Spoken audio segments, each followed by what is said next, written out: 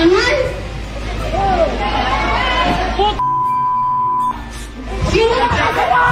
What's the name? Ganun mo, patawi. Ikaw ang lahat.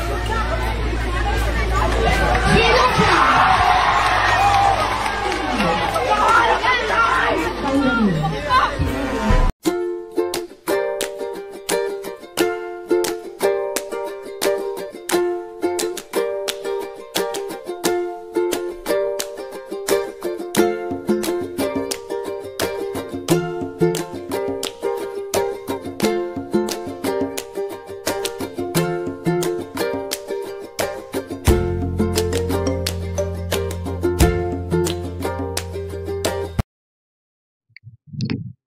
Ayun, shoutout po. Welcome to my YouTube channel, Roselski TV. At eto na nga po, bibigyan po natin ng kaunting reaksyon ang viral na principal ng Antique na si Mama Venus Divenia Nietes. Yun po ang pangalan niya. At alam nyo ba na itong si Ma'am Principal pala ay nagkaroon na rin ng problema dati sa mga school na napuntahan niya. Dito sa school po ng San Antonio National High School, September 19, 2023, marami po ang ayaw sa kanya ng mga estudyante dahil sa pag-uugali ng principal na to.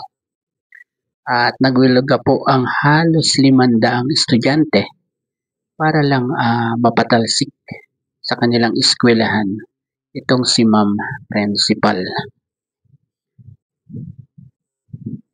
At meron po tayong ipapanood sa inyo na kaunting clips. Ito po. Ang National High School na nanawagan ng kanyang pagbibitiw.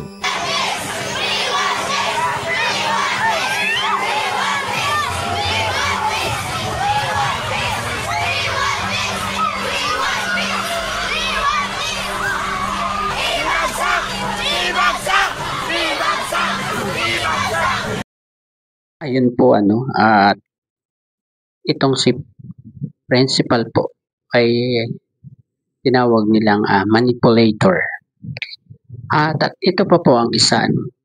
Si Madam Principal pala po ay naireklamo na kay Raffy Tulfo. At sa kadahilanan po na nagkaroon ng trauma ang kanilang mga anak. At ito ang naging dahilan ng hindi nila pagpasok sa eskwelahan.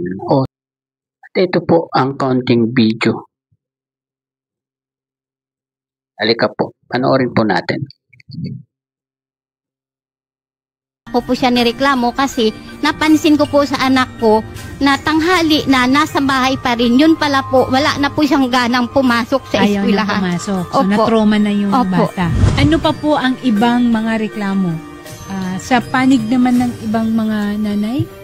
Sa akin din po, ma'am, tungkol din po ito sa anak ko na hanggang ngayon po, nasa proseso pa rin po siya na trauma.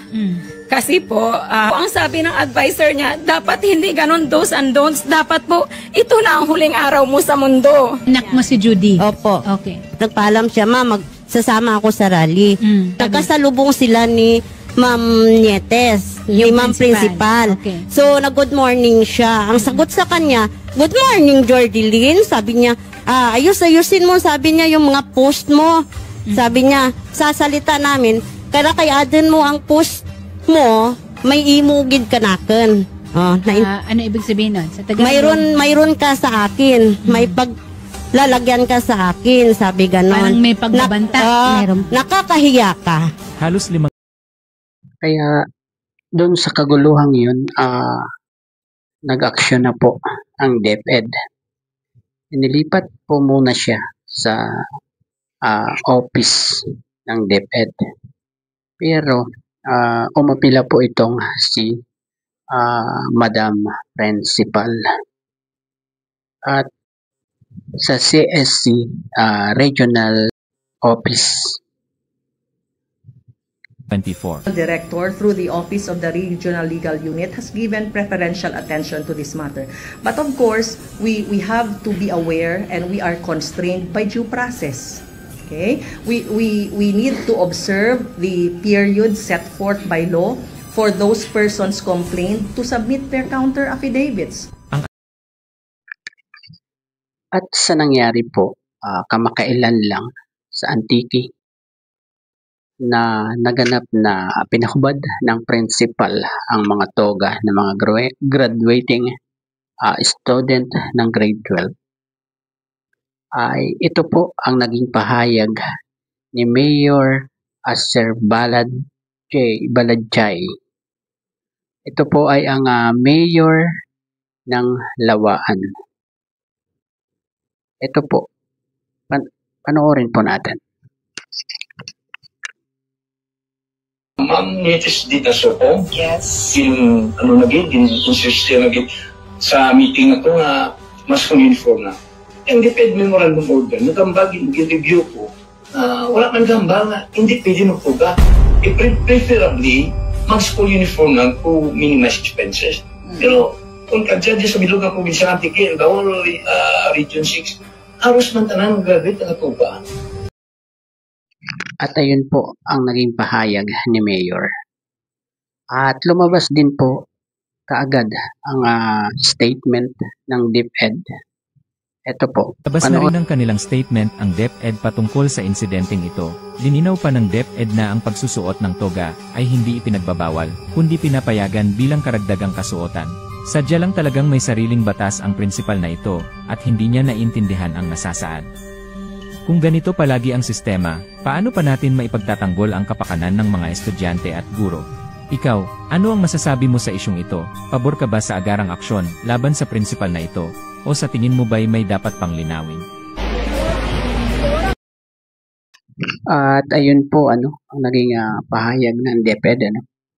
Siguro talagang may sariling paniniwala itong principal na ito. Kaya nagawa niya to sa mga estudyante, no? At kung ako naman ang nasa katayuan ng principal, nakasuot na ng toga ang mga gagraduate, di ba? Siguro hahayaan na lang, no? Maging masaya lang yung mga bata na gagraduate nung araw na yon. At nang dahil dyan sa paghubad ng toga ay mayroong isang estudyante na hindi nakapagpigil at minora si Ma'am Principal. Ito po, panoorin po natin. Aman? Sino ka? What's the name? Ganun mo, patawi. Ikaw ang saan? Sino ka?